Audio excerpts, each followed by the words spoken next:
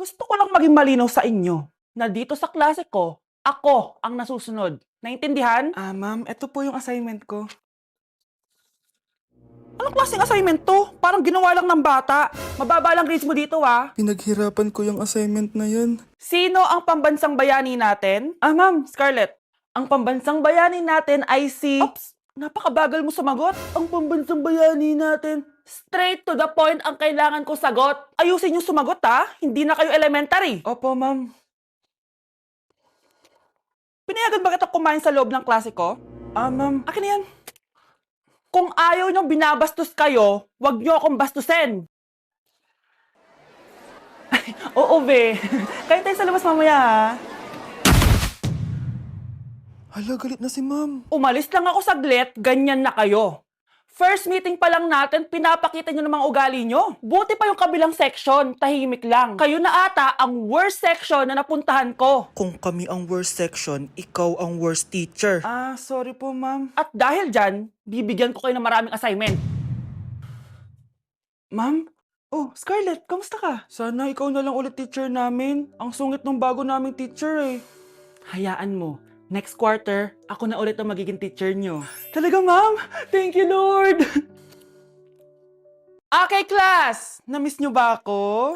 Bumalik na si ma'am! At dahil first meeting natin, hindi muna ako magli-lesson. Gusto nyo ba yon? Ma'am, pwede po kami kumain sa kantin? Sure! Oh, yung mga gustong kumain, kumain na. Gawin nyo na lahat ng gusto nyong gawin. Basta, today lang yan ha. Next week, magli-lesson na tayo. Grabe, ang bait talaga ni ma'am, no? True be, kaya favorite ko yan si ma'am eh. Tara na, kain na tayo. Okay, class, what is the powerhouse of the cell? Scarlett? Ano ba yun? Starts with letter M. Mitochondria? Very good! Kaya mo naman pala eh. Thank you, ma'am. O, class, mag-e-exam kayo, ha? Dinalian ko na to para sa inyo. Lahat ng nasa lesson natin, nandito. Okay, get one and pass. Oo nga, ang dali lang. Makaka-perfect pa ata ako. A few moments later. Okay, time's up. Pass your papers. Wow naman, lahat kayo nakakuha ng high scores. Magaling ka kasi magturo, ma'am. Okay, class, dahil Friday ngayon, gusto ko mag-enjoy kayo sa weekends. Kaya naman, hindi ako magbibigay ng assignment. Yes, thank you ma'am. Makakagala ako. At isa pa, class, malapit ng mga anak si teacher, oh. Magli-leave muna ako ng ilang months. Ha? Habang wala ako, si Ma'am Diana muna ang papalit sa akin. Maging mabait kayo sa kanya, ha? Hi, class! Namiss niyo ba ako? At dahil first meeting natin, may surprise quiz kayo.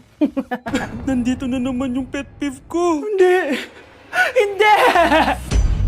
Class, may joke ako. Anong hayop ang hindi marunong magtago? Ano po ma'am? Eh di, elepante, kasi di ba malaki siya? Corny ni ma'am. Trubes. Nakakatawa ka talaga, ma'am. Oh, +1 si Samantha, kasi siya lang yung tumawa. Thank you ma'am. Lo, pwede pala yun? Ma'am, eto po, para sa inyo po to. Hala, ang ganda naman nito. Balita ko po kasi, ma'am, mahilig kayo sa halaman. Thank you Samantha. Baka naman, ma'am, plus points sa quiz natin kanina. Sure. +5 ka na sa akin. Ikaw pa ba? Hala siya, pasip-sip to kay ma'am oh. Okay, class dismiss. Pwede na kayo umuwi.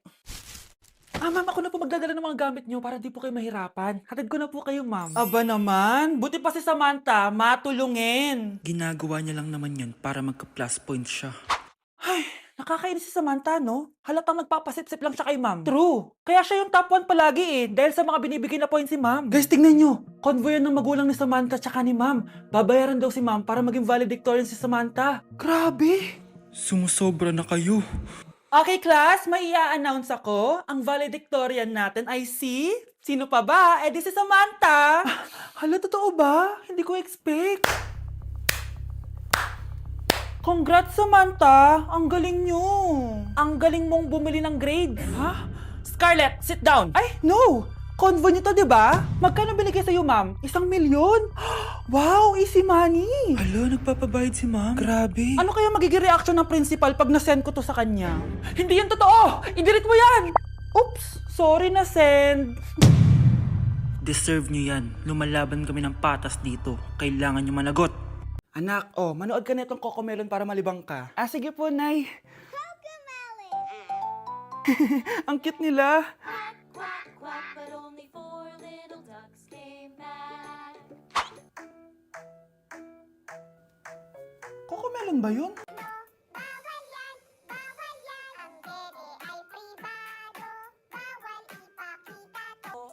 Anak, ano yung pinapanood mo, ha? Nay, eto na yung bagong Cocomelon. Ay, iba na pala yung Cocomelon ngayon. In fairness, educational siya, ha?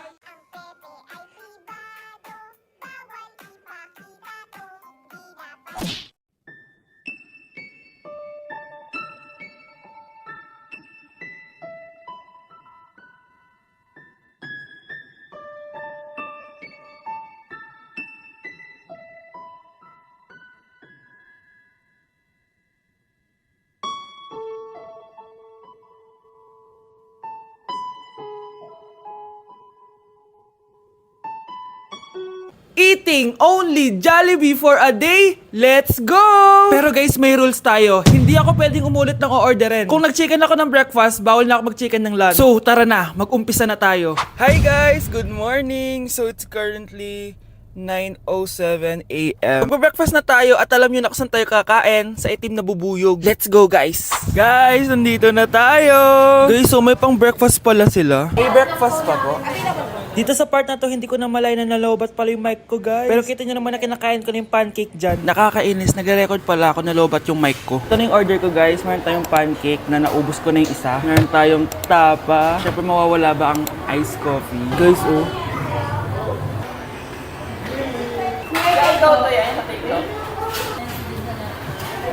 Ang sarap na, guys. This is my new favorite. Okay, next naman, itong tapa. Tikman na natin.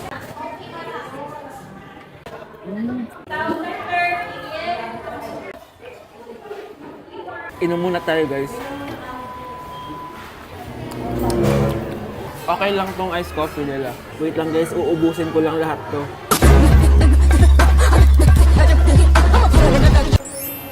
I love my breakfast. Super satisfied at worth it naman yung mga binili ko kasi nabusog ako, guys. Pero, hindi ko na pwedeng orderin yung mamaya. Kahit gusto ko kasi wala na yung mamaya, pang breakfast lang yun. Guys, na-excite na ako kung anong kakainin natin mamayang lunch. So, see you later. It's lunchtime, guys. So, naligo na ako para naman fresh tayo, no? Parang di naman fresh. Medyo na-late lang yung lunch natin kasi magti-3 na. Kasama pala natin mag-order si Honey Bunny. Jane, okay ka pa ba? Eto na, guys! Na para bang magbumukbang ako. Guys, nakikita nyo ba to? Sana nagugutom na kayo habang pinapanood nyo to. Sarap! Ano ba? It's giving talaga, mga mima ko. Ito na talaga ang ginagamit ko sa laps ko.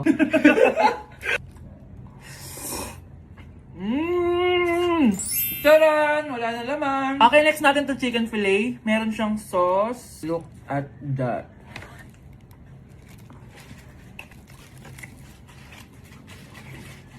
Ano bunch?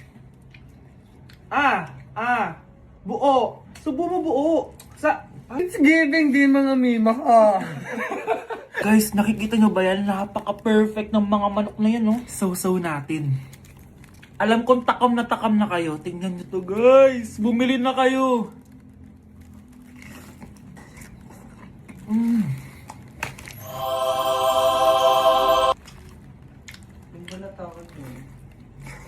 Sabi nila kapag mahal mo isang tao, bigay mo sa kanila yung balat. Balat ng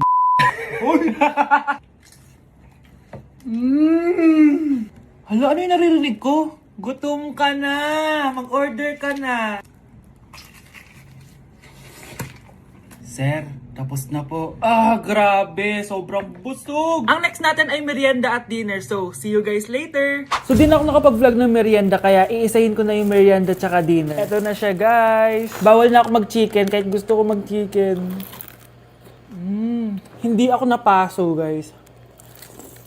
Sarap talaga ng peach mango. At eto, hindi sa akin to. Kay Jungkook Imnida to. By the way, guys, nasa bahay tayo ni Rodolph. Ayan. Oh. Hello, may tatawagan na ako sa... Yabang. Wow.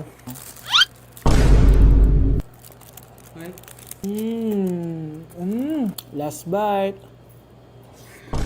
Ito yung nuggets. Alam ko sriracha to. Sausaw na natin. Ano lang binili mo? Ay. May sauce siya. Guys, tatanggalin ko na tong ban. Naumay na ako sa ban eh. Ito na lang kakainin ko. Kakaiba yung lasa nito. Feel ko dahil sa sauce. Pwede bang diet challenge naman next time? So that is it for this video, guys. Tulog challenge naman ako kasi para na akong zombie, oh. So yun lang. Bye-bye! Good morning, class! Good mood si ma'am ngayon na. Sana good mood lang siya gang mamaya. Bago tayo mag-start, mag-pray muna tayo, okay? Sino gusto mag-lead? Di ako marunong niyan. Ikaw na lang. Lalo na ako. Di nga ako sumisimba eh. Wala. Pag walang pumunta sa harap, lahat kayo ia-absent ko! Bes, ikaw na lang. Ma'am, ako na lang po. Madali naman pala kayo kausap eh. Okay, class. So, dito na nagtatapos sa lesson natin. Oh, may isang oras pa pala tayo eh. Sige na, i-dismiss ko na kayo. Yes! Be, tara gala tayo. Tara, be. Buti na lang talaga dinismiss tayo agad. Aba, excited? Uwing-uwi? Ayaw niyo siguro sa subject ko, no? Maghihintay kayo hanggang 4 p.m. dito! Walang uuwi! Grabe naman yung mood swing ni ma'am. Nakakainis. I love you too. Okay, class. Dahil good mood ako today, hindi tuloy ang quiz at lesson natin. Ay, salamat. Magagawa ko na yung assignment ko sa math. Bes, pakopya naman ako niyan. Aba! Sino nagsabi sa inyo na pwede kayo gumawa ng assignment sa ibang subject, ha? Ma'am. Talagang sinisira niyo mood ko, ha? Lahat kayo bagsak sa quiz! Excuse me, Ma'am Reyes? Bakit mo tinatakot ang mga anak ko? Ma'am, hindi sila matututo kung hindi ko sila tatakutin. Hindi mo kailangan takutin ng mga bata. Kausapin mo sila na maayos. Tama. Tayo ang pangalawa nilang magulang. Dapat maging safe sila sa atin. Gusto mo bang maalala ka nila sa mga pananakot mo? Facts, ma'am. Umayos ka na, ha? Kung ayaw mong isumbong kita sa principal. Deserve. Pag pinaluha mo ang nanay mo, tandaan mo, may kabayaran ang bawat luha niya. Isipin mo ito, noong maliit ka pa, ilang beses ka bang umiyak sa gabi? Ilang beses kang nagkasakit at nag-alala siya? Ilang beses kang nagutom at tiniis niya ang sarili niyang gutom para lang may maihain sa'yo? Pero ngayon, sino ang lumuluha? Ganun. Pag sumagot ang bata, bastos agad.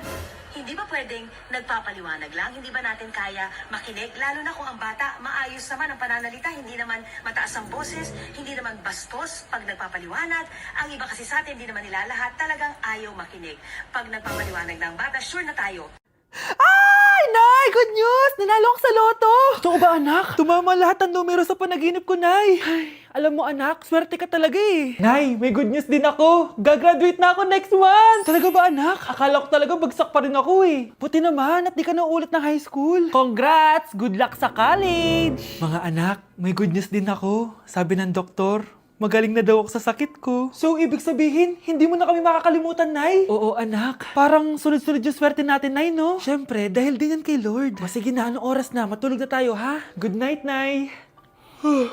Grabe, ang kalat naman. Oo, anak. Ba't kising ka pa? Nay, sobrang kalat kasi dito sa bahay. Naglinis lang ako. Anak, tigil mo yan! Masama yan! Ha? Bakit? Masama na ba maglinis, Nay? Hindi mo ba alam yung pamahiin na bawal magwalis sa gabi? Kasi pag nagwalis ka, parang tinataboy mo daw yung swerte palabas ng bahay. Ako, Nay, 2025 na. Naniniwala ka pa rin sa pamahiin? Tumatanda ka na talaga. Ay, di ko alam, anak. Takot lang ako na malasin ulit tayo. Sige na, Nay, itulog mo na yan. Malapit na ako matapos dito. Matulog ka na rin, ha? Nasaan na yun? Hindi pwede mawala yun!